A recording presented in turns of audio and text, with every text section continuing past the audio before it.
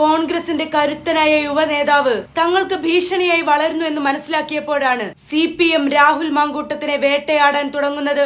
ഏത് രാഷ്ട്രീയ കലുഷിതാവസ്ഥയിലും ഇടതു കോട്ടകൾക്ക് നേരെ അതിശക്തമായ ഭാഷയിലും ഒച്ചയിലും പ്രതികരിച്ചു തുടങ്ങിയപ്പോൾ തന്നെ നോട്ടമിട്ടിരിക്കുകയായിരുന്നു രാഹുലിനെ. മാങ്കൂട്ടത്തെ പൂട്ടാൻ വേണ്ടി അവർ കിണഞ്ഞു പരിശ്രമിച്ചു. ഒന്നിനു പിന്നാലെ ഒന്നായി വന്ന ബലാത്സംഗ പരാതികളിൽ ആദ്യം ഒന്നിലും രണ്ടിലും അറസ്റ്റ് ചെയ്യാൻ കഴിയാതെ വന്നപ്പോൾ മൂന്നാമത്തെ കേസിൽ അറസ്റ്റ് നടന്നു. അതാകട്ടെ ഇപ്പോൾ SITക്ക് കുരുക്കായി മാറുന്ന സാഹചര്യമാണ്. ഇന്നിപ്പോൾ അടച്ചിട്ട മുറിക്കുള്ളിലാണ് അറസ്റ്റിലായ മാങ്കൂട്ടത്തിന്റെ വാദം നടക്കുന്നത്. അവിടെ പൂർണ്ണ ആത്മവിശ്വാസത്തിലാണ് മാങ്കൂട്ടം എന്നാണ് പുറത്തുവരുന്ന വാർത്തകൾ. പ്രോസിക്യൂഷന്റെ ആവശ്യപ്രകാരം മാധ്യമ പ്രവർത്തകരെ ഒഴിവാക്കി ഇൻ ക്യാമറ നടപടികളാണ് കോടതിയിൽ നടന്നത്. ഏകദേശം 1.5 മണിക്കൂറോളം വിശദമായ വാദപ്രതിവാദങ്ങൾ നടക്കുകയുണ്ടായി. ബലാത്സംഗ കുറ്റം നിലനിൽക്കില്ലെന്ന കാര്യം ഉറപ്പായിട്ടുമുണ്ട്.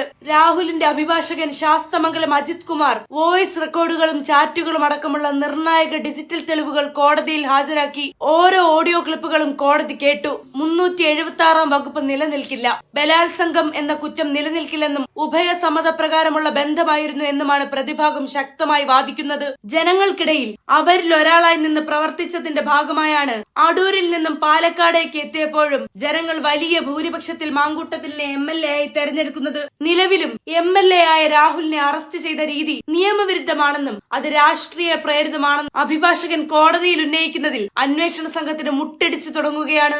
രാഹുലിന്റെ സുഹൃത്തും യൂത്ത് കോൺഗ്രസ് നേതാവുമായ ഫെനി നൈനാൻ കോടതിയിൽ ഹാജരാക്കിയ ചാറ്റുകൾ കേസിൽ നിർണായകമാണെന്ന റിപ്പോർട്ടുകളാണ് പുറത്തുവരുന്നത്. 2024 പീഡനം നടന്നു എന്ന് പറയുന്ന പരാതിക്കാരി 2025 രാഹുലുമായി ബന്ധം പുലർത്തിയിരുന്നു എന്നതിന് തെളിവുണ്ടെന്നാണ് ഇവരുടെ അവകാശവാദം. ഇത് കോടതിയിൽ തെളിയിക്കാൻ സാധിച്ചാൽ പിന്നെ മാങ്കൂട്ടത്തെ വിറപ്പിക്കാൻ നടന്നവർ കൂട്ടത്തോടെ വിറയ്ക്കുന്ന അവസ്ഥയിലേക്കാണ് കാര്യങ്ങൾ മാറി മറിയുന്നത്.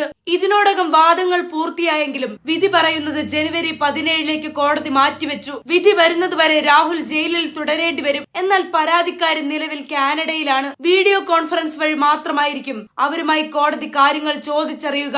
ഈ സാഹചര്യത്തിലും രാഹുൽ മാങ്കൂട്ടത്തിൽ ഇപ്പോഴും ആത്മവിശ്വാസത്തോടെയാണ് കോടതിയെ അഭിമുഖീകരിക്കുന്നത്. സത്യങ്ങൾ മറനീക്കി പുറത്തുവരുമെന്ന ആത്മവിശ്വാസത്തിൽ തന്നെയാണ് മാങ്കൂട്ടം ഇപ്പോഴും തുടരുന്നത്.